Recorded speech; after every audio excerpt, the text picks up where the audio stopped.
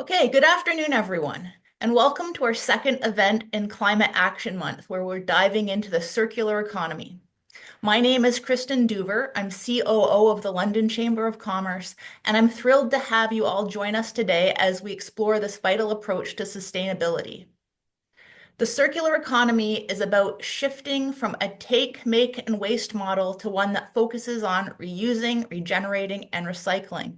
It's a transformative way to reduce our environmental impact and to use resources more wisely.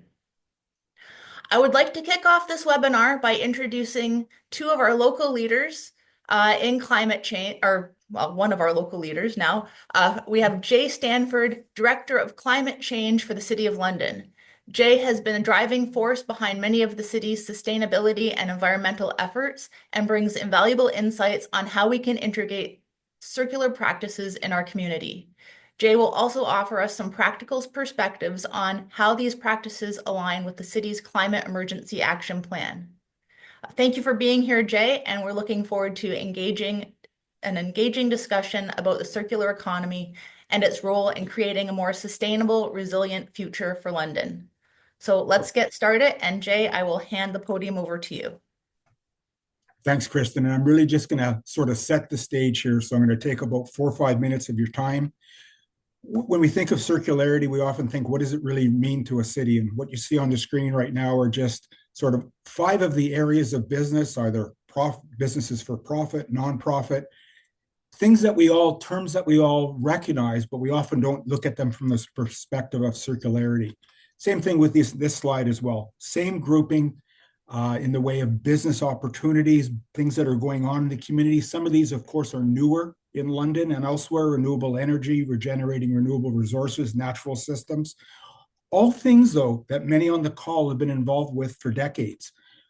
You start looking at other parts of the literature. Ellen MacArthur Foundation, very big organization dealing in the circular economy, huge roots in North America, tentacles across the world.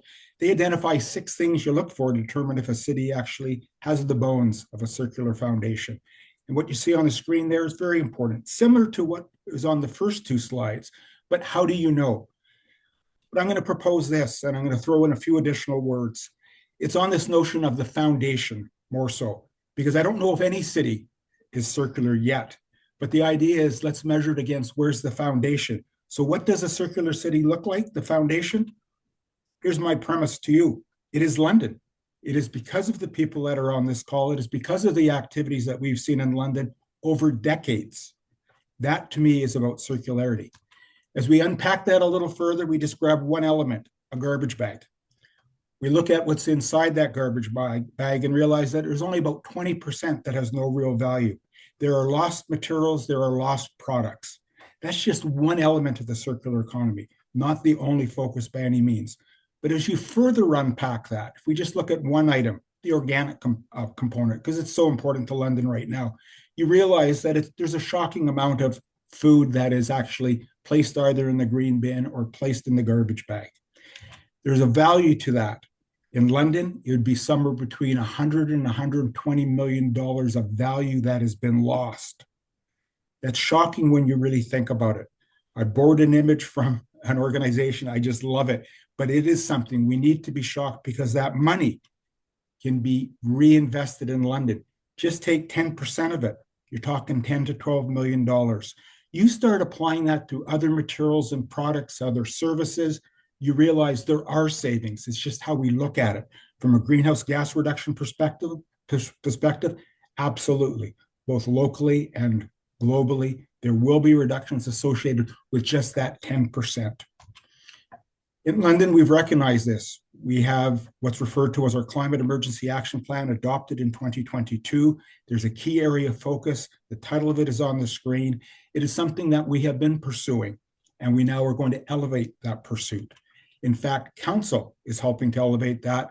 They have, in their 2023 to 2027 strategic plan, specifically identified climate action and sustainable growth, among many other important priorities in this community. Unpacking that further, we drive into the circular economy and the need for a framework here in London.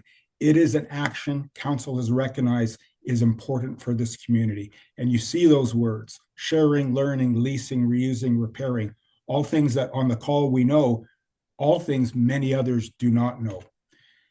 So what do we need to do? I don't always like the word plan because the plans are already in place. It's pulling it together, and we're going to call it a circular economy framework.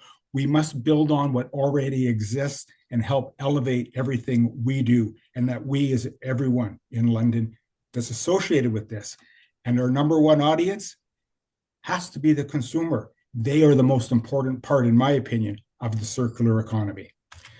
So we've got a plan to go forward. We've got some steps on the screen right now.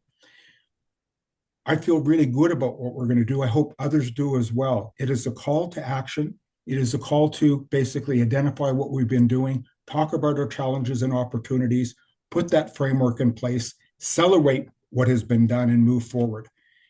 And I look at why I feel confident in all of this. Recently, the city has just signed an MOU, Memorandum of Understanding, with the Chamber to work on this. We have one with Western University already. We've been working closely with Green Economy London now since its inception. London Economic Development Corporation, that is a household name here in London. And today you're going to be meeting the good folks from Circular Innovation Council. A couple contact names there for those just to scribble down very quickly here. Myself, very easy to find, and Mike Fabro is going to be a key person helping to push this forward, working on it from the climate change side of the equation. Kristen, I'm going to pass it back to you. Thanks for some opening time. Hey, thank you, Jay. As we dive deeper into Climate Action Month, it's inspiring to see so many from our business community committed to positive change. This commitment reflects an important evolution within our business sector, a growing recognition that environmental sustainability isn't just good for the planet, but it's also good for business. As the Chamber, we're proud to foster supportive culture where businesses can grow responsibly. We believe that our role is to champion this kind of leadership, providing resources and advocacy that helps businesses embrace sustainable practices. A healthy economy and a healthy environment go hand in hand, and our members are demonstrating that forward-thinking leadership can create long-term value. One organization that has been a fantastic partner in this mission is Green Economy London. They're empowering local businesses with tools and guidance they need to make meaningful changes. And today we're fortunate to have Alix Robinson with us, who's been instrumental in helping businesses of all sizes in our city achieve real, measurable environmental impact. Alix, thank you for all you do.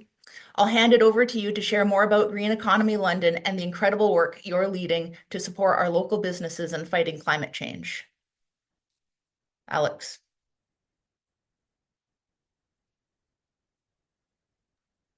Ah, um, sorry, can you see my screen? Hopefully, yeah. You're good, Alix. We can see it. Great, thank you. Hi, everyone. As Kristen mentioned, my name is Alix Robinson, and I am the Green Economy London Program Coordinator.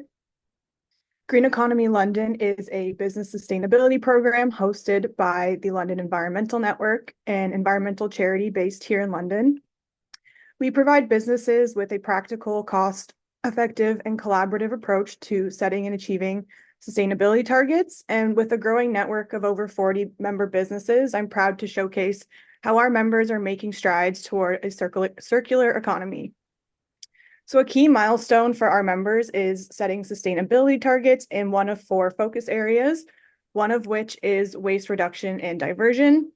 So members can set an ambitious reduction target aiming for a 20%, 40%, or 60% reduction, or a diversion goal of 10%, 20%, or 30%. Members then work toward achieving their targets over a 10-year period. The truth is, I didn't shave my legs today.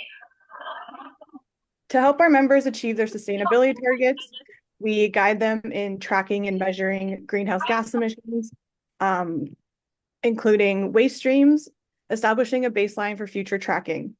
From this, we are able to quantify the emissions related to waste, helping to identify high impact areas. Members then regularly update their inventories to reflect changes in waste management, reporting annually to monitor progress. Each year, we provide green project support to help our members implement impactful sustainability initiatives at their facilities. And through this support, members have successfully launched waste reduction and diversion projects. For example, the Western Fair District developed a sustainable packaging for worm castings produced by the Wormery. Their original packaging was a mix of plastics, which was non-recyclable and often ended up in landfills unless reused by consumers. And the new product they developed is made from 100% recycled materials, allowing consumers to recycle the packaging easily, which then helps to divert waste. We have also provided support to Bluestone Properties to bring a composting program to Dufferin Corporate Center, which has improved their waste diversion rate. Through Green Project support, we have also helped members receive waste audits to clearly understand their current waste management practices, including what is being disposed of, recycled, composted, or incorrectly sorted. Based on audit findings, we work with members to develop and implement targeted plans to address key areas for improvement. And initiatives launched after a waste audit have included starting composting programs, replacing single-use kitchen items with reusable options, and implementing specialized recycling programs for e-waste and other materials. So for more information on Green Economy London, please visit greeneconomylondon.ca. And I would now like to hand it back to Jay. Thank you. Well, thanks, Alix. And so great to hear about all that activity locally. Many names there that we all recognize. And to keep this show moving here, we're on to our main event. And at this point in time, we're right on schedule. We are so grateful that both Joanne St.Godard, the executive director at Circular Innovation Council, and Andrew Telfer, the director at CIC, are both able to join us today. They're in different locations, but I'll tell you, to have both of you here is just very, very important to us. I'll tell you, I kind of added up the years of experience between the two of you. I won't reveal that, but I'll tell you, we're very grateful that you're going to be sharing that with us today. You've both worked with municipalities, businesses, other levels of government, all key pieces to the circular economy. Over to you folks. Thank you. Thanks so much, Jay. We're so pleased to be with you today. Full disclosure, we are in different locations, and I'm actually stuck at an airport in Montreal. Had a flight change, but nonetheless, I'm able to beam in. That's the joy of virtual living and working these days. And I'm happy to be flanked by my partner in crime here, Andrew Telfer, who, as Jay has indicated, has also had many years in sustainability. So our organization, for those of you who may not be familiar, actually used to be called the Recycling Council of Ontario for about 4 decades. And London, the city itself, has had a relationship with us for many, many of those decades. So we have a really deep history working with you and understanding the leadership role that you have taken as it relates to our previous relationship around waste and recycling and what looks to be a position you'll continue to take with the circular economy as well. So we transitioned to the Circular Innovation Council back in June of 2020. We made good use of a pandemic year to think about expansion into this new role. And we really did it for 2 reasons. One, we wanted to become a national organization because there is such rich leadership across the country. And this provides us an opportunity as a national organization to draw from those experiences. And of course, the issues that plague or the opportunities that solve the linear economy consequences are really similar, whether it's municipality to municipality or business to business. And so we thought making that national connectivity would be important as we move into this new role.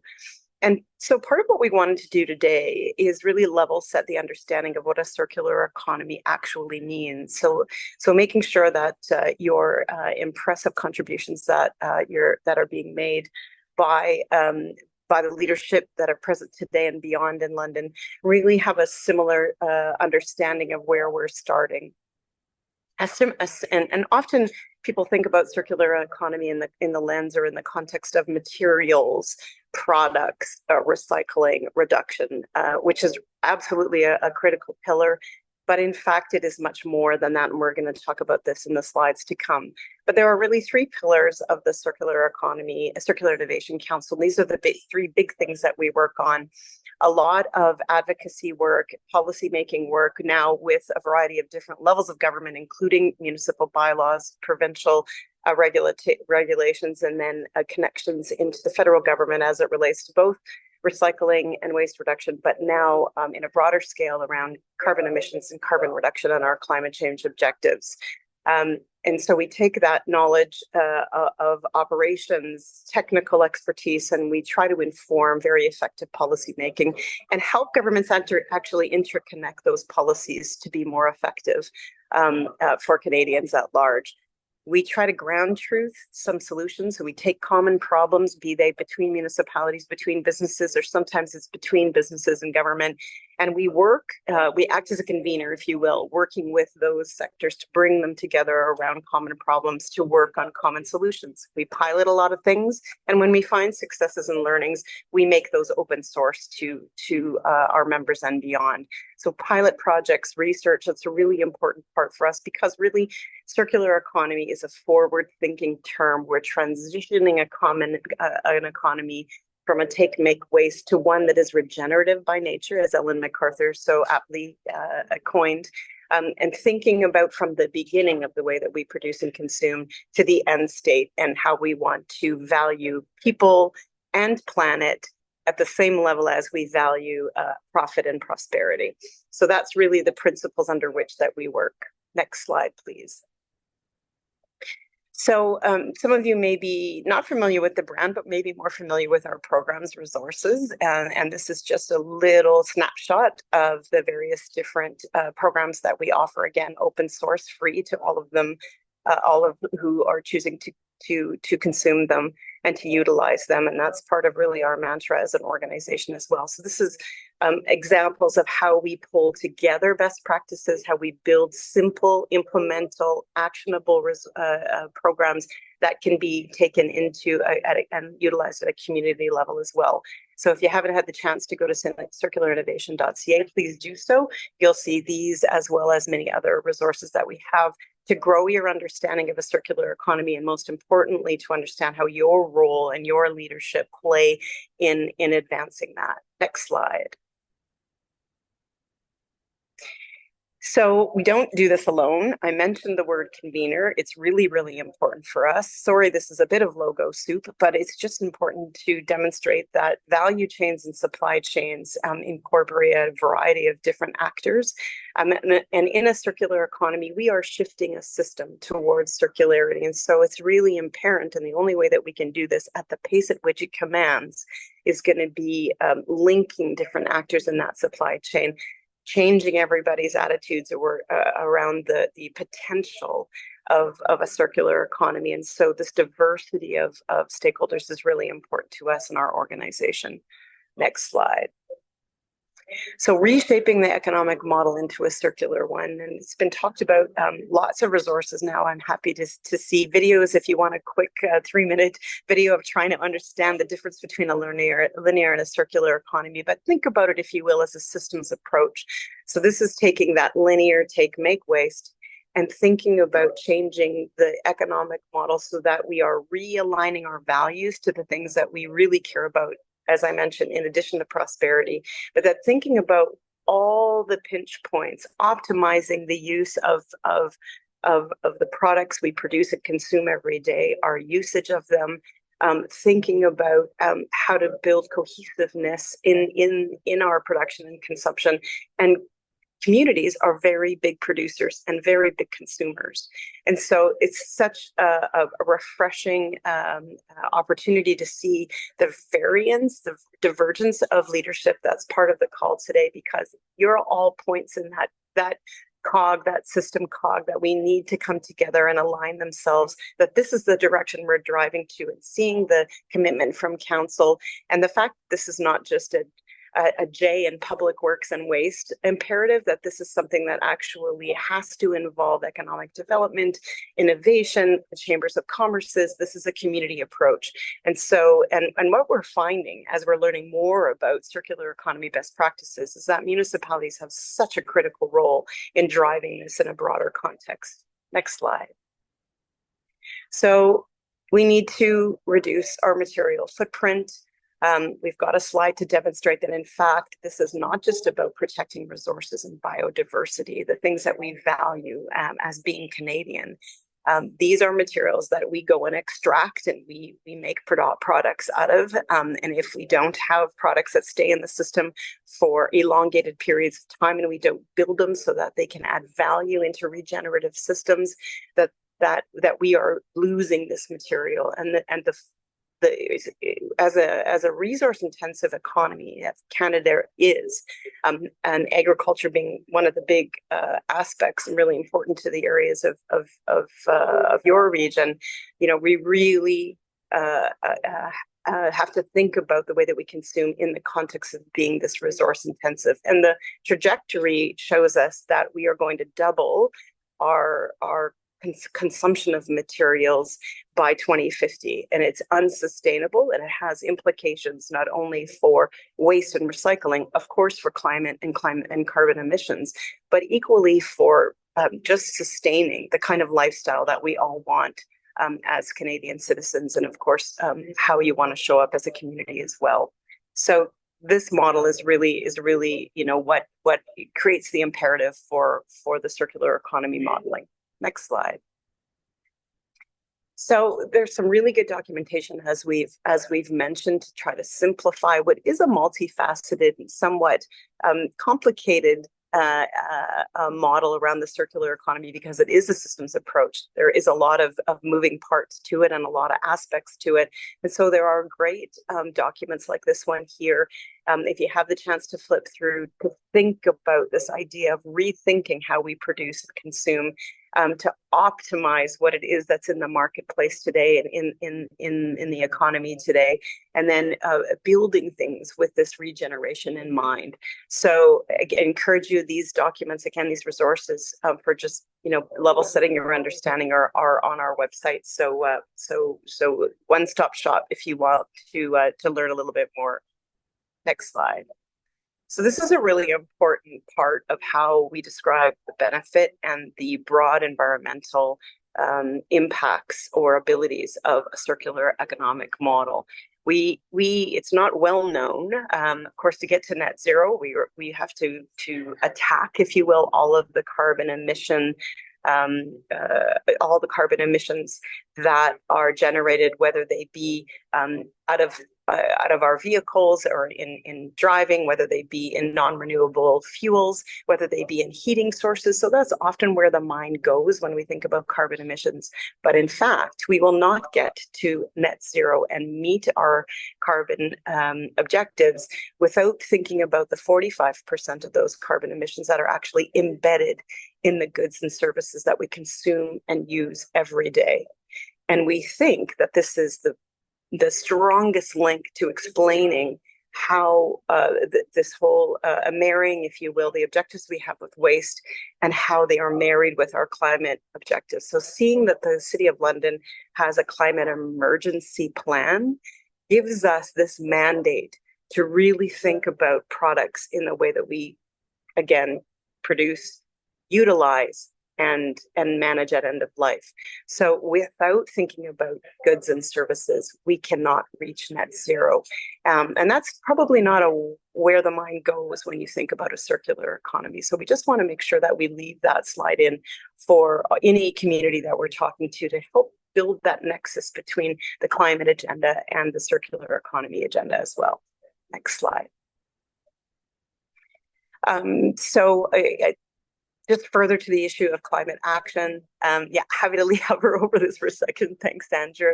So again, if you wanted to dive a bit deeper, there are really good Canadian-based resources out there that have very strong research that proves the point, that provides some empirical knowledge that you can extract.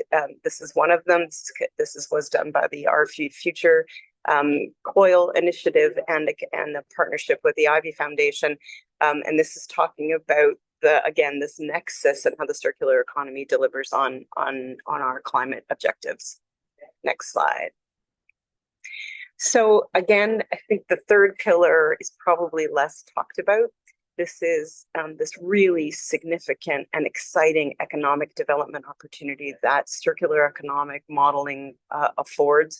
By design, circularity brings all things to a place-based thinking. We start thinking about shortening supply chains, about optimizing what we have in the places that we live and work, about thinking things in a community approach. So in fact, thinking about building a circular economy in a community way is the best way to actually influence it in a broader scale. And this is directly tied into net new jobs, new innovations, new SMEs that may have a starting solution, thinking about it in your backyard, but when scaled up could have very broad impacts. And this is also about at a community level, really building resiliency, improving productivity, all of these things that are part of long-term and even short-term plans for municipalities across the country. And I suspect no different for the City of London. Next slide. Perfect, Joanne. I think I can take over from now. Thank you. Appreciate it. Yep, Thanks, thank you very Andrew. much. Andrew Telfer with you from the Circular Innovation Council. I'm a director here with the organization. I've been in circularity and also sustainability for going on 20 years now. I've worked at for-profits, nonprofits, municipalities, industry associations, and thank you to Joanne for taking you through not only who Circular Innovation Council is, and then a few slides about the circular economy. And the intention here wasn't to talk about what is a circular economy, because I think that's sort of circular economy 101. We really wanted to get into like why a circular economy, why is it urgent, why is it essential, why is it so important? And I think Joanne did well, or did awesome in presenting why circular economy is so important going forward. I'm going to step in and I'm going to talk about the business benefits. Like I mentioned, I led sustainability for a for-profit business for over 10 years. And I'll talk about the business benefits, and then I'll talk about some examples, because I think it's best we're presenting a lot of theoretical information, but it's good to bring it down to the practical so you hear how it's being applied and whatnot. Going back to the slide here though, about the business benefits, and like I mentioned, I led sustainability for over 10 years out of for-profit, and I was continually challenged with what's the business case? What's the business case? What's the business case? And what I love about the circular economy is that it is the business case. It starts with the economic case. It's all about reducing waste. And it's not just material waste, it's also inefficiencies, productivity, and whatnot. So when you reduce those wastes, you free up, and Jay mentioned this in his slides, it frees up money to new products, new services, to diversify your revenues, to improve your competitiveness. And then also in the orange here, what I love to talk about is not the hard business case, it's the soft business case. It strengthens your bonds with all your stakeholders, from your customers to your staff to your stakeholders like regulators or the media, perhaps, if you're a media fronted company or whatnot. And then it helps to improve the reputation of your brand, that yes, it's all right to be a profit-seeking organization, but you do so with an environmental, through a sustainable lens, through a circular lens, and you're watching the impact of your business on the environment. The next slide, I'm going to unpack the resilience, productivity, and growth here. I'm not going to read the slide here. We will share the slides afterwards, so you have the words. You will have the words available. What I wanted to do here is give you a great practical example that talks about resilience, productivities, and new growth opportunities. And actually, it involves two food-related companies in Southern Ontario. One was or is a onion ring manufacturer. Well, they used to cut off the top of the onion and the bottom of the onion because those weren't rings, and they just used the middle of the onion to make their onion rings. What did they do with the offcuts? They composted them. They paid to compost the offcuts. Well, lo and behold, through collaboration and innovation, they were connected up with a vegetable broth manufacturer who doesn't care what shape the onions come in for their vegetable broth. So the vegetable broth manufacturer said, hey, Mr. Onion, Mr. and Mrs. Onion ring manufacturer, we will buy your offcuts for our inputs to make vegetable broth. all of a sudden the onion ring manufacturer turns a cost into a revenue stream, reducing their waste and selling it to another business who can use it as an input in their manufacturing process. And another benefit to this is before they were securing or procuring these offcuts from a local onion ring manufacturer, they were bringing in the onion ingredients from overseas. So they sourced locally, shortened their supply chain, and increased their resilience. So I didn't want to read the slide, but I wanted to kind of bring the theoretical into the practical and give you some examples. And to further that, I'll give you a couple of more examples to bring it from the circular theory down to the practical. One is greenhouse juice here. I don't know if you're familiar with Greenhouse Juice Company. They make fruit juices and vegetable juices from freshly squeezed produce and whatnot. They have another product called the ginger shot, and they were squeezing the ginger out, getting all of its goodness for the ginger shot. And then they had all this ginger pulp that they were again wasting. They were composting it. They were letting it leave their business and they were paying to compost it.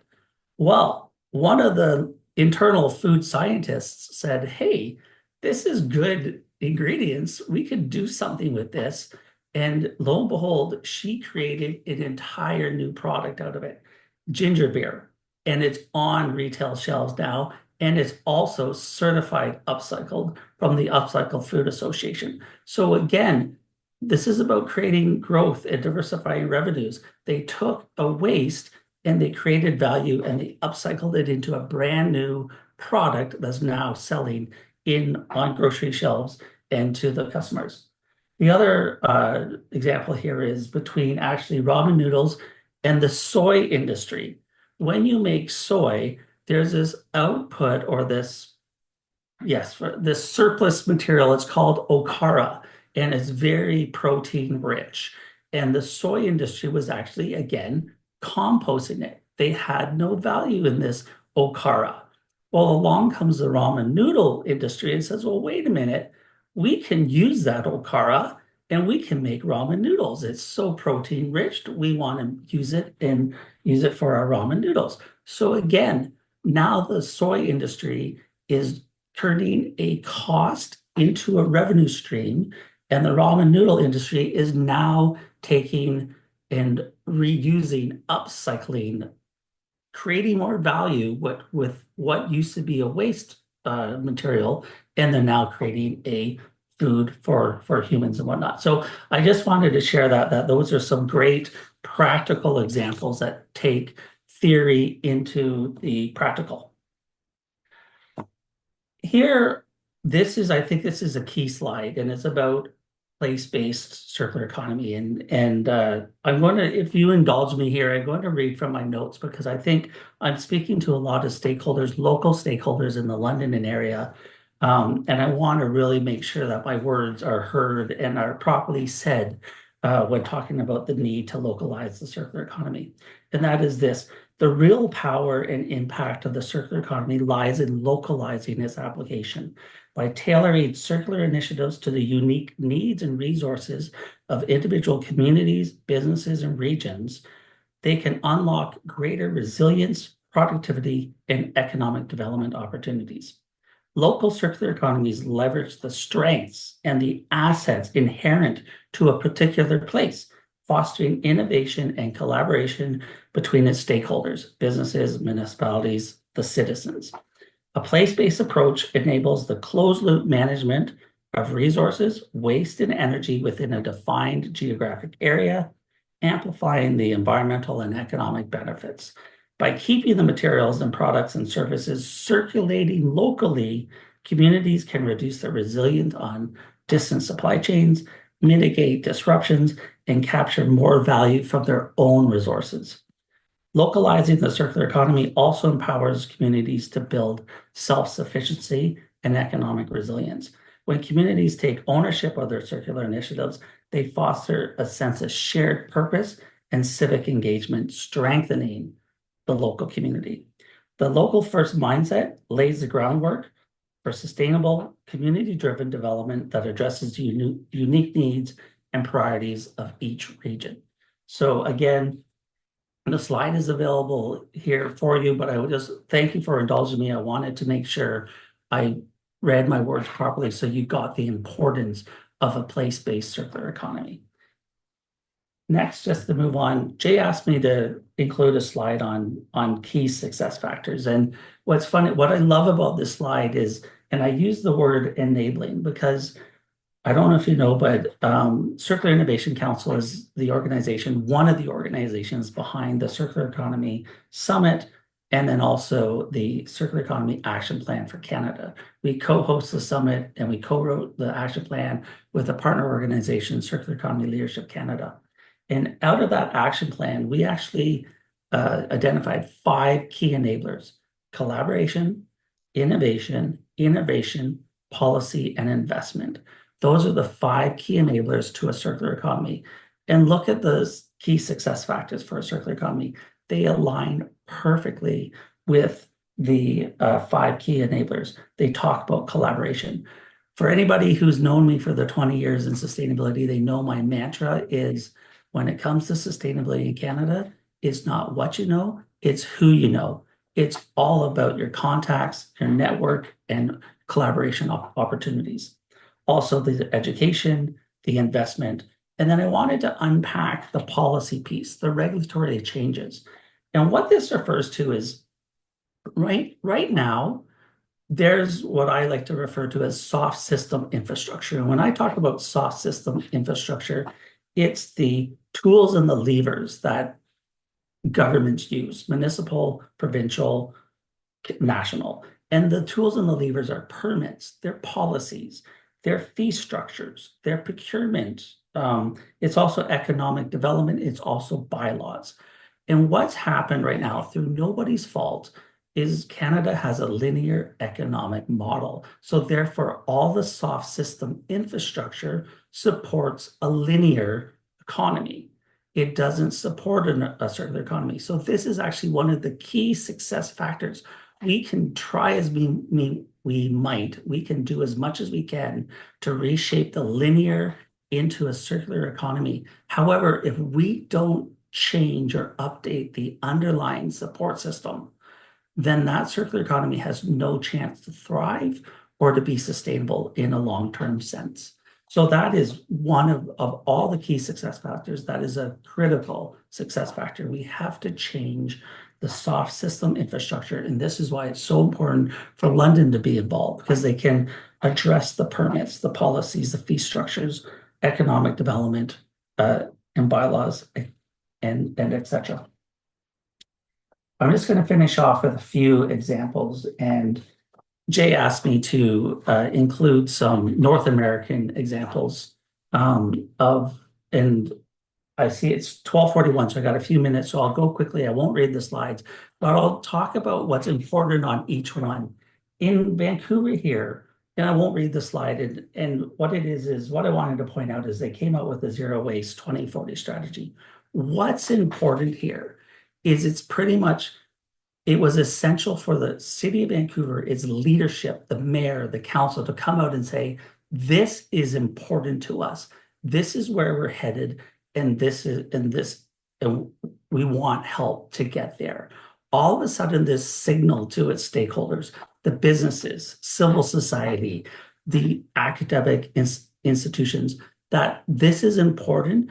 And it also helps mitigate the risks. Let's say I own a green business in Vancouver that relies on recycled inputs. Well, the last thing I want is for those inputs that I need for my business to go to waste.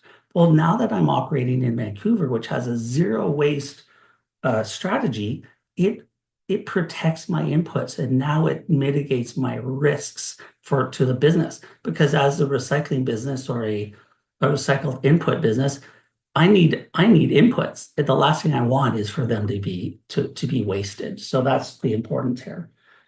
Next is Austin, Texas. This is actually the university, because a municipality, a city, is made up as not only the municipality or the businesses, but the local institutions. like education institutions. And I won't go through them all, but what I love here is they got very creative and they looked at how can we reduce our waste and I want to point your attention to the circular move out program. When students move out of residences, they have lots of stuff, materials, products. Well, guess what? The incoming students can use that. So they found a way to capture that, to donate it, to resell it, to reuse it, keep it out of landfill. And what do people need?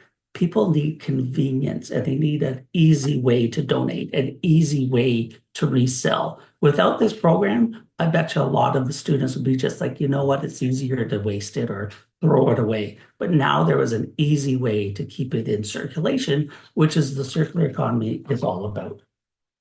Next is Toronto. They talk about circular construction. They talk about circular food. I want to talk about circular fashion here. Circular fashion in my work, I've learned, I think I understand that textiles is about the third largest waste stream in our landfills after construction waste and after food waste, but it's textiles waste. So, and unfortunately, Canada doesn't have like a robust textile manufacturing sector. We import a lot, so it's very tough to recycle or remanufacture. So what I love about the Toronto program is the repairing, the collecting, and then the repairing and the reselling, the reusing, because we have limited remanufacturing options to us. So they're really focusing on the repair and the share, reuse, repair. And Jay talked about it in one of his slides. It's so crucial to a local place-based circular economy. It builds social community, it builds community connections, it helps with affordability, and then it helps keeping those products and those materials within circulation. Next is Portland, Oregon. They're all about the built environment. It's all about buildings, not only starting from their design, let's design them properly so that design for reuse, design for disassembly. When they come to the end of their life, they can be deconstructed and also recycled, and also for design for reuse. Also, they look at the circular materials. Are those materials, what is the recycled content? Are they recycled and can they be recycled as well? And using circular materials will only make your buildings more climate resilient as well. And so they look at design, they look at material reuse, and they look at the adaptive reuse. Can this building, instead of being deconstructed, can it be reused in a different manner? And last but not least is Montreal, Quebec. And what I wanted, the takeaway here, and I'm sorry, after I built the slide, I realized I kind of built it backwards, but you kind of start, these are the steps in reverse. You want to build your framework first, send out the signal to your stakeholders that the circular economy is important to you. Then you build the collaborations, you become a catalyst for the coalition of the willing. You get the like-minded individuals who want to make a difference together. And then finally, this is what I love, and this is the essence of Circular Innovation Council, is about developing and piloting circular economy solutions. One of the things about the circular economy, and I hear, and people need to understand, or people don't understand yet, they always think like, isn't there a circular economy machine? Isn't there a nuts and bolts piece of technology that we can buy and just implement the circular economy? It's not like that. The circular economy is a long-term endeavor of testing and piloting circular innovation and circular processes. And then once you test it and you have a proof of concept and show that it's feasible, then you want to scale it and you want to replicate it. And that's what will drive and develop a circular economy from a place-based area out to other areas. And that's what I love about the Montreal. They came together, they said, this is what we're going to do. They brought the stakeholders together, and then they started piloting and testing their circular ideas and their innovations. A reminder, I mentioned before, we are one of the organizations behind the Canadian Circular Economy Summit. It's happening next April in 2025 in Montreal. Early bird tickets are on sale now, so that's my little sales pitch. And here are Joanne's and my contact information. And there's also a slide for those after we share the deck. There is a little bit of an about Circular Innovation Council slide here, but thank you very much. That's the end of the presentation. Well, thank you very much, Andrew and Joanne. I think you're still with us. Awesome. Sitting in Montreal. Appreciate that. Yes, the beauty of technology in the new age we live in. So we've got about 10, 12 minutes left, folks. I've got about a 1 minute wrap up. So here's what we're going to do. A couple questions have turned up in the chat, and that's ideal. In fact, not only in the chat is actually some information being shared with others on the call here today too. So do have a look there. One of the key questions there was, will the slides be shared? Yes, you've heard that already. Of course, this is being recorded, so that's ideal. We had a number of people in advance say they couldn't make it, and we know that always happens. So look at the chat right now, and here's how we're going to do this. If you use the button to put up your hand, you'll be recognized, then we'll unmute you. And the only rule here is keep your question as short as possible, and then we can get as many questions in as possible over the session here. If you aren't comfortable doing that, just throw it in the chat, and I'm watching that closely. So over to you folks, and either the chat or your hand up would be ideal on anything you've heard today from our great colleagues here at the Circular Innovation Council.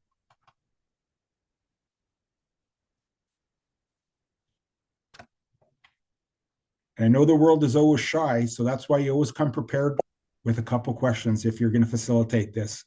Jay, am I coming in okay? There's a question in the chat that I'd be happy to try to take if okay, good. It's filling up quick. Cool? There you go. Please do. Yeah, I think it's a question about how students can, and hopefully there won't be an announcement around me as I answer this, but how do students get involved? Amazing question. And in fact, this is such an important conversation to include students because we need innovation solutions. The status quo, doing things the way that we always do them, is not going to fix the problems that we have, and it doesn't create the opportunities we want.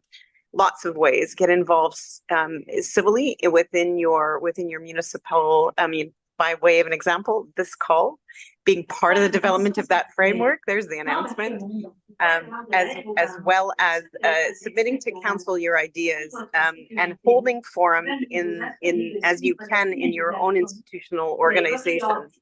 Organizations like the Circular Innovation Council are happy to do that, but there are lots of great ways that we can present the concepts of the circular economy to school atmospheres as well. Thanks, Joanne. I think we've addressed everything in there. Definitely an interest in people getting together and sharing more knowledge. So thanks for that. Not seeing any hands, so I'm going to throw something at both of you here. If you sort of had one piece of advice for businesses, you've given some great advice from the from a municipal perspective, but focusing more on one or two or one each from you on advice specific to the business, one item on the circular economy. I don't know, are we both racing to unmute ourselves? Probably. What I would say to you is, I'm going to let Andrew go first and get around this announcement. So sorry. I talked about the key enablers and whatnot, but it's funny, I'm going to pick something else. And I've seen this in action, both in, it can be a for-profit business, it could be at a city, at any organization. And what's important, and I'm going to call it tone from the top. Everybody in the organization has to hear it from the leaders that this is important, this is where we're heading, and we're going to put time and energy and budget against it. I don't know if you've heard the saying, but like, what's important to your manager is important to you. And so therefore, when a business leader comes out and says, this is important to us, all of a sudden, everybody in the business, it becomes important to them. And companies can have all the circular goals in the world, but companies in essence are made up of people. If you don't bring your people along with you, you will not meet your goals because it's the people who will help you get there. So it's very important for tone from the top to say that this is important, reference your goals, reference your program every time you talk, and then it filters down to every level of your staff or within your organization that, yes, this is important and we're going to get there, and that you are allowed to work on this. It's not just a nice to do, it's a need to do. Make it part of your goals, make it part of your priorities, your associate evaluation, and that's how you really embed it within a business organization or even a city organization. Hoping I can sneak it in really quickly before the next announcement.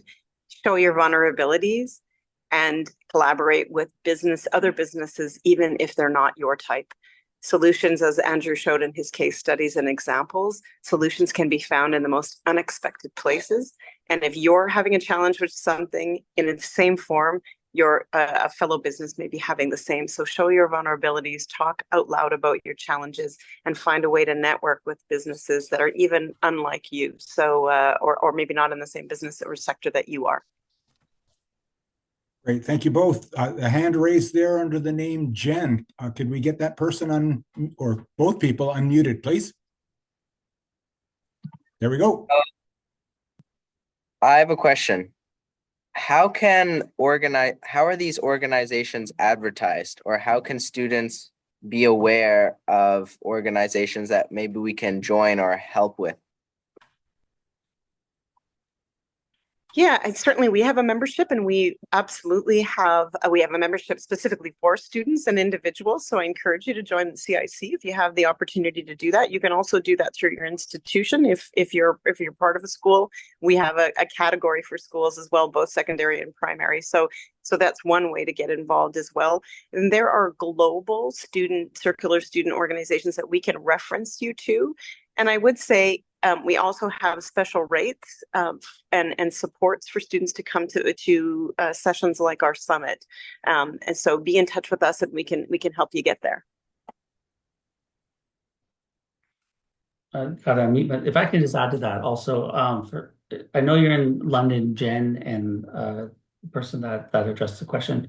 I'm in Guelph, and just to use a Guelph example, a lot of the campuses, your colleges, your universities, they all have sustainability offices now. They have sustainability leaders that are trying to not only look at facility operations, but also embed sustainability principles and actions across the student body.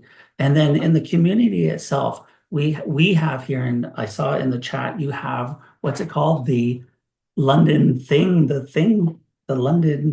London's very own thing library. What we have it here is called the Guelph Tool Library. And I think one Saturday out of every month, outside of the Guelph Tool Library is a repair cafe where somebody shows up with a toolbox and a sewing machine, and they help mend and hem and repair and whatnot. And so just look at your local community. These are awesome, like the London Repair Cafe, sustainability, community sustainability. So to those that ask the question, start there. And like I said, it's who you know, not what you know, and they will introduce you to more people and more organizations that are like-minded, and you'll get connected. Thanks, Andrew, and thanks for that question. Hand's still up, but I think that's probably the old question. I'm going to toss out one more here, if you don't mind, while others are doing their thing. Share, probably each of you, one major obstacle that had to be overcome in your work, either with a business or working with a municipality. And I'm hoping you have two different ones.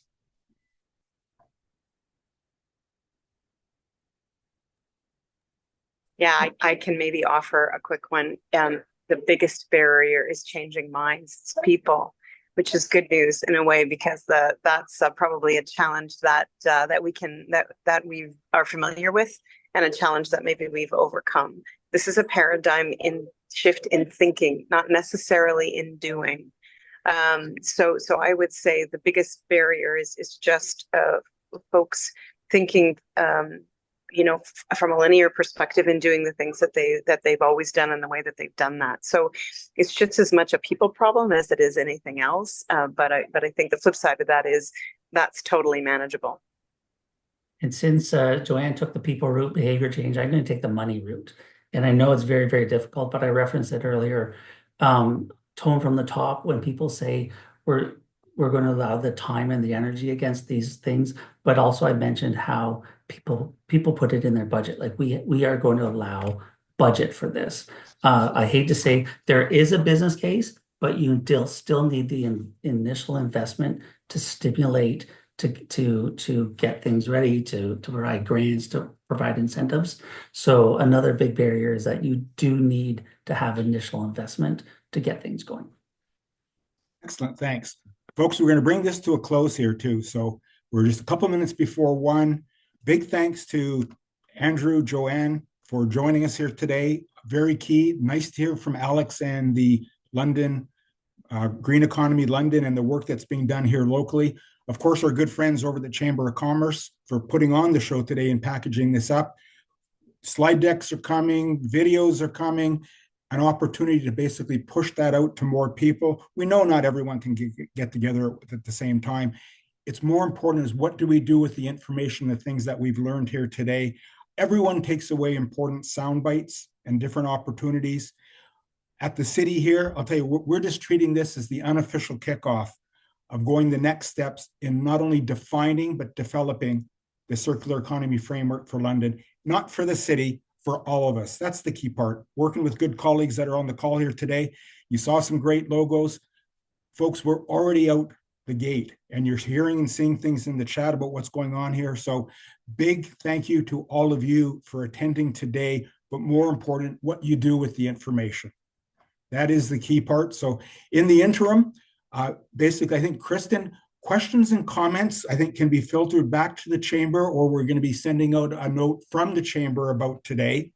I think that's probably a great way to handle that. And I'll hand it back to you for the last word in a second.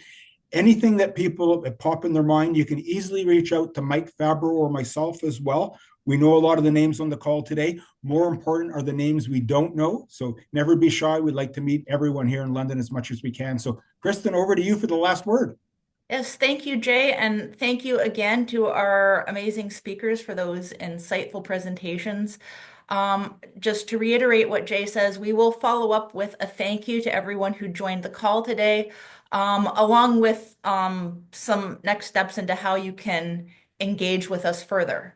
On a final note, we are only about halfway through our Climate Action Month. We have 2 more events coming up. The next is next week. It's our November Business After 5. That's a networking event. However, it will have a climate theme, and our exhibitors will all be displaying in some format what their businesses are doing on the climate change front.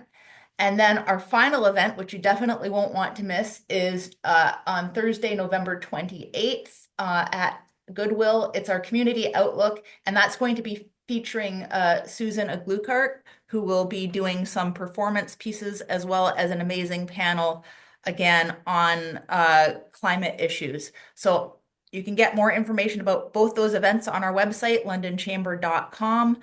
And we hope to see you there. So have a great rest of your day, everyone.